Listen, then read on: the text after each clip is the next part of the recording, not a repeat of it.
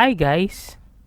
In this video, you're gonna learn how to join a person who is not your friend in Roblox. So first, you need to ask that person for their username or their game link. Then go to Roblox website and log in to your account. In the search bar at the top of the page, enter the person's username or game link.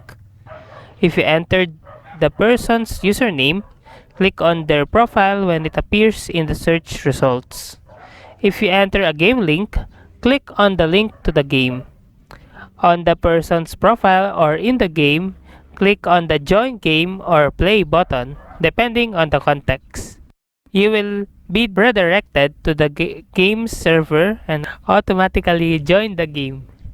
If the game is full or you are not able to join for some other reason, you will see an error message. And that's it. That's how to join a person who is not your friend in Roblox.